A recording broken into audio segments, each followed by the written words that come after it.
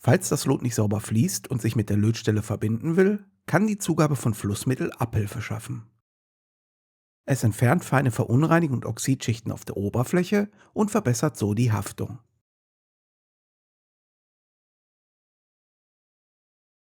In den meisten Lötdrähten ist zwar bereits welches enthalten, doch dieses verbrennt relativ schnell. Deshalb wird empfohlen, die Lötstelle während des Lötvorgangs kontinuierlich mit neuen Lötzinn zu versorgen. Da dies jedoch nicht immer möglich ist, erweist sich die Zugabe von zusätzlichem Flussmittel oft als zweckmäßiger. In diesem Video zeige ich dir, wie du aus nur 2 Zutaten ein einfaches, aber über Jahrzehnte bewährtes Flussmittel selbst herstellen kannst. Der Hauptbestandteil ist Kolophonium, ein Produkt, das durch Destillation aus Baumharz gewonnen wird. Die darin enthaltenen organischen Säuren entfernen bei hohen Temperaturen dünne Oxidschichten und verhindern gleichzeitig die Oxidation der Schmelze. Dies führt zu einer glatten Oberfläche des erstarrenden Lotes. Das Kolophoniumharz lässt sich pur als Lötflussmittel verwenden.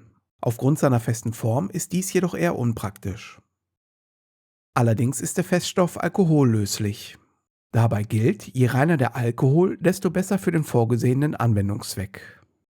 Isopropylalkohol ist ideal. Beim Kauf sollte auf einen Reinheitsgrad von mindestens 99% geachtet werden. Meines ist mit 99,9% deklariert. Spiritus funktioniert zwar ebenfalls, ist aufgrund seiner Zusätze aber nicht zu empfehlen.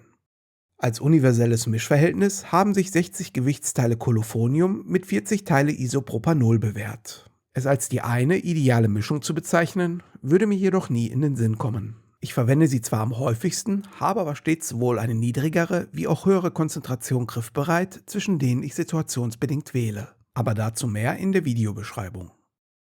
Optional kann im Kolophonium-Isopropanol-Gemisch auch Glycerin beigemischt werden. Schon wenige Tropfen im Promillebereich sind ausreichend. Durch den Zusatz wird die Mischung besser gebunden und die Rauchentwicklung etwas eingedämmt. Für Lötarbeiten an oxidierten Kontakten bietet sich die Hinzugabe einer Aspirintablette an. Die enthaltene Acetylsalicylsäure hat eine stark oxidlösende Wirkung. Aufgrund der bei Verbrennung entstehenden ungesunden Dämpfe rate ich jedoch davon ab. Zudem müssen die Rückstände vollständig von der Platine entfernt werden, da sie andernfalls zur Korrosion der Lötstelle führen können.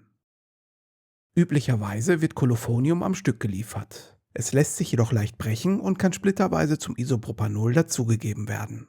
In Pulverform lässt sich der Prozess etwas beschleunigen.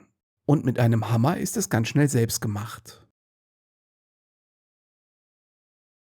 Nach spätestens einem Tag sollte sich das Kolophoniumpulver im Alkohol vollständig aufgelöst haben und das Flussmittel damit einsatzbereit sein. Doch funktioniert es auch wirklich? Hier ein paar Lötbeispiele.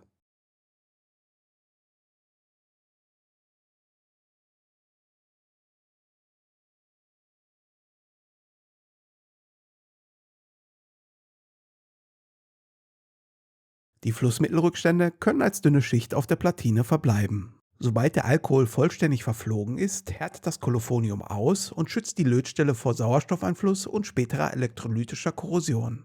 Dies gilt jedoch nur, wenn auf Zusätze wie Glycerin und Aspirin verzichtet wurde. Der Handel bietet dazu spezielle Platinenreiniger an. Reines Isopropanol erfüllt seinen Zweck als Flussmittelentferner aber ebenso. Die Lötstelle wird dazu einfach mit dem Alkohol benetzt und anschließend so lange mit einem fusselfreien Wattestäbchen gereinigt, bis alle Kolophoniumrückstände entfernt sind.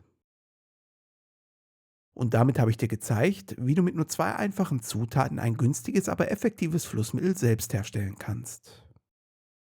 Dir hat das Video gefallen? Dann lass mir doch einen Daumen nach oben da.